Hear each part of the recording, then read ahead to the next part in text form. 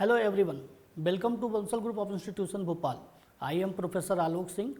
I am Technical Trainer in Training and Placement Department of Bansal Group of Institution Bhopal. I already have 10-year experience in technical training as well as teaching both. Our today's topic is logical operator. Logical operator किसी भी programming language में हम logical operator का use कर सकते हैं. Logical operator के लिए कुछ स्पेशल सिंबल्स हैं जिनको हम देखते हैं कि ये कैसे ऑपरेशन परफॉर्म करते हैं. तो लॉजिकल ऑपरेटर के जो सिंबल हैं वो कहलाते हैं सबसे पहले नॉट,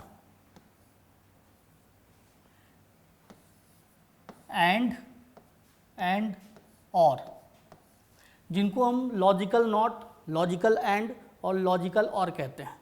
सबसे पहले देखते हैं कि इनका प्रेसिडेंस क्या है. सबसे ज़्यादा प्रेसिडेंस जो होता है वो नॉट का होता है, उसके बाद एंड का होता है, फिर और का होता है. यानी कि अगर किसी भी ऑपरेशन में पहले नॉट आया हुआ है, सपोज हमने कहा कि a logical and not be, तो हम सबसे पहले नॉट बी परफॉर्म करेंगे, देन लॉजिकल एंड परफॉर्म करेंगे. ये हमारा ऑपरेशंस ऐसे परफॉर्म होगा और जो भी रिजल्ट आएगा वो एज ए आउटपुट हमारा शो होगा. तो हम लोग वन बाय वन देखते हैं कि ये ऑपरेटर कैसे वर्क कर रहा है. सबसे पहला जो ऑपरेटर है हमारा वो है नॉट.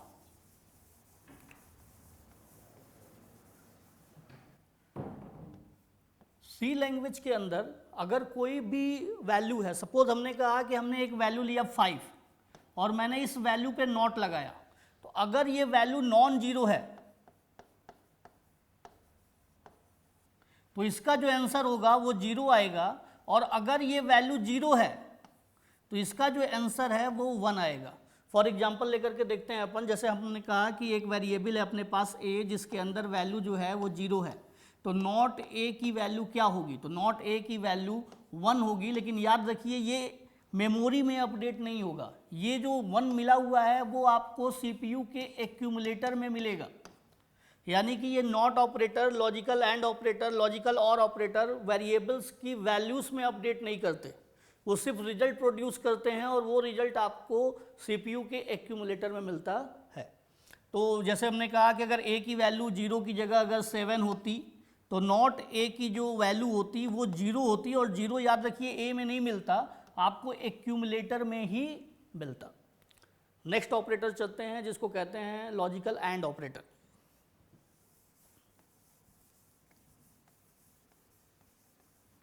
लॉजिकल एंड ऑपरेटर का जो सिंबल है वो है डबल एंड. डबल एंड के अंदर सबसे पहली बात यह है कि यहाँ पर आपको नंबर ऑफ स्टेटमेंट्स मिलेंगे. फॉर एग्जांपल जैसे मैंने कहा मेरे पास 3 स्टेटमेंट हैं.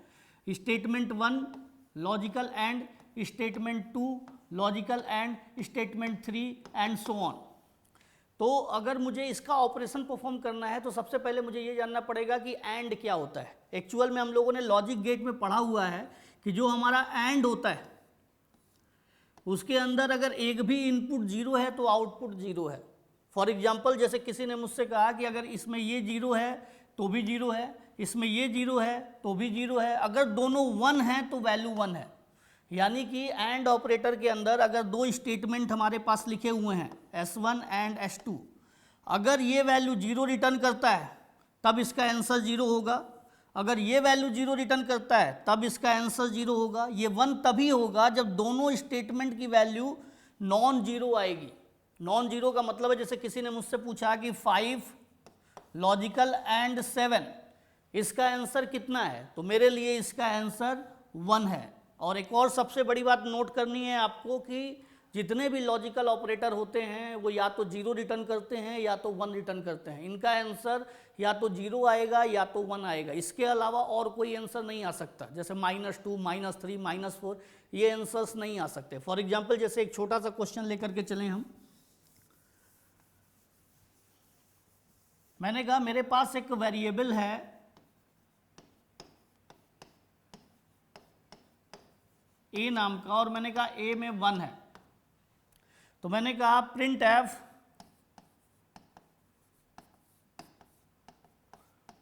%d a plus plus logical and plus plus a. तो याद रखिए इसमें मैंने आपसे कहा था कि ये भी एक स्टेटमेंट होगा और ये भी एक स्टेटमेंट होगा। यहाँ पर स्टेटमेंट 1 ये है, स्टेटमेंट 2 ये है। ए की वैल्यू 1 है तो आपको पता है कि 1 नॉन जीरो है, तो एक वेरिएबल पहले ले लेते हैं ए जिसमें वैल्यू 1 है। हमने चूंकि ये पोस्ट है तो यहाँ पर 1 लिया और इसकी वैल्यू को कर दिया 2। यहाँ पर आए प्लस प्लस ए, इस प्लस प्लस ए ने 2 को 3 किया और हमने इस स्टेटमेंट की वैल्यू भी 3 ले लिया। यहाँ पर स्टेटमेंट 1 भी नॉन जीरो है, यहाँ पर स्टेटमेंट 2 भी नॉन जीरो है, तो इसका जो आंसर रिटर्न हुआ इन दोनों का वो हुआ 1। तो इसका आउटपुट आपका 1 है। तो याद रखिए इस ऑपरेटर के बीच में हमेशा आपका आंसर या तो 0 आएगा या तो 1 आएगा। अब हम लोग थर्ड ऑपरेटर की तरफ मूव करते हैं जो है लॉजिकल और ऑपरेटर।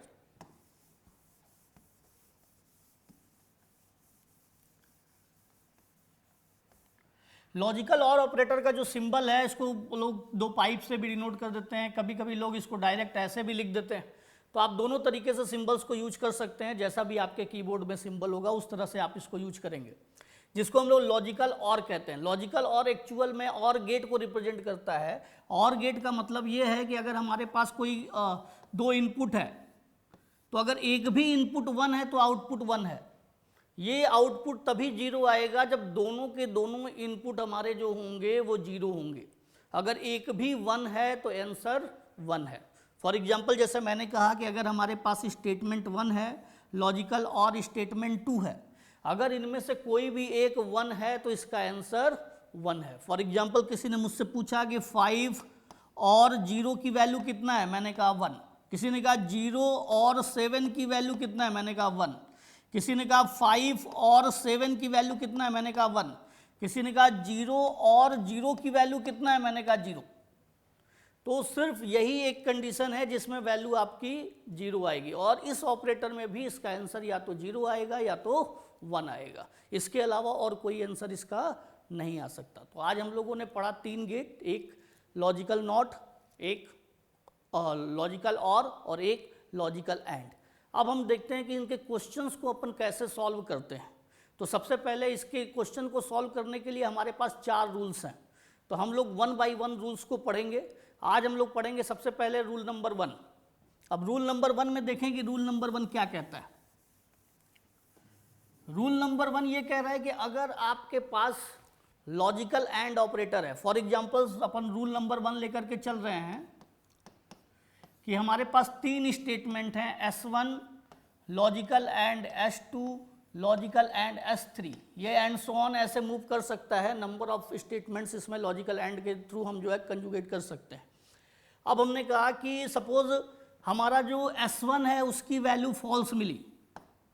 जैसे ही S1 की वैल्यू फॉल्स मिलती है हम S2 और S3 को एग्जीक्यूट नहीं कराते हैं और डायरेक्ट जो है वो आंसर 0 रिटर्न कर देते हैं। रूल नंबर 1 का पहला कॉन्सेप्ट ये है कि जैसे ही आपको फॉल्स मिलता है आप आगे के स्टेटमेंट्स को एग्जीक्यूट नहीं कराते हैं, आप तुरंत के तुरंत वैल्यू 0 रिटर्न कर देते हैं। जो दूसरा हमारे पास कॉन्सेप्ट है कि सपोज स्टेटमेंट 1 की वैल्यू ट्रू मिल गई तो हम आगे बढ़ेंगे और S2 को चेक करेंगे कि ट्रू है कि फॉल्स है। अगर S2 की वैल्यू फॉल्स मिलती है तो S3 को एग्जीक्यूट नहीं कराएंगे और वैल्यू 0 रिटर्न दे देंगे। सपोज अगर S2 की वैल्यू भी ट्रू मिल जाती है तो हम S3 को चेक करेंगे कि वो वैल्यू ट्रू है कि फॉल्स है। अगर वो वैल्यू फॉल्स है तो हम 0 रिटर्न करेंगे, अदरवाइज अगर वो ट्रू है, तीनों वैल्यू ट्रू मिलती है तभी इसकी वैल्यू 1 रिटर्न होगी। इसको हम लोग एक एग्जाम्पल से समझने की कोशिश करते हैं। सपोज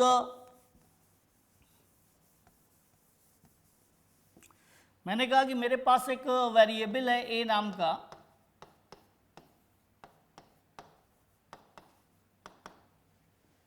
जिसमें वैल्यू 0 है। मैंने कहा जिसमें वैल्यू 0 है। मैंने कहा a equal to a plus plus logical and plus plus a logical and plus plus a, और मैंने लिखा print F % of d a। बहुत छोटा सा क्वेश्चन है जिसको हम सॉल्व कर रहे हैं और ये बहुत इंपॉर्टेंट क्वेश्चन रहता है, बहुत सी कंपनीज में भी पूछा गया है। मैंने कहा कि सबसे पहले a प्लस प्लस है तो यहाँ पर स्टेटमेंट सबसे पहले 0 आ गया। 0 आया, a में वैल्यू 0 से 1 हो गई। लेकिन जैसे ही लॉजिकल एंड देखा, उसने कहा कि मैं इस स्टेटमेंट और इस स्टेटमेंट को एग्जीक्यूट नहीं कराऊंगा, और जब इस स्टेटमेंट को एग्जीक्यूट नहीं कराऊंगा तो इस लॉजिकल एंड से इसकी जो वैल्यू है वो 0 रिटर्न होकर के आएगी, और इस ए में वैल्यू अगेन 1 से 0 हो जाएगी, और इस प्रोग्राम का आउटपुट जो है वो आपको 0 मिलेगा। आज हम लोगों ने लॉजिकल ऑपरेटर पढ़ा। लॉजिकल ऑपरेटर में हम लोगों ने देखा कि नॉट कैसे वर्क करता है, एंड कैसे वर्क करता है, लॉजिकल और कैसे वर्क करता है, और हमने इसको परफॉर्म करने के लिए नंबर ऑफ ऑपरेशंस भी देखे, रूल्स भी देखे। हमने आपको बताया कि इसमें 4 रूल्स हैं, जिसमें आज हम लोगों ने पहले रूल को डिस्कस किया। नेक्स्ट वीडियो में हम लोग रूल नंबर 2 और रूल नंबर 3 और रूल नंबर 4 को भी डिस्कस करेंगे, ताकि आप इसके क्वेश्चन बहुत ईजिली शॉर्ट ट्रिक्स में कंप्लीट कर पाएँ। Thank you very much.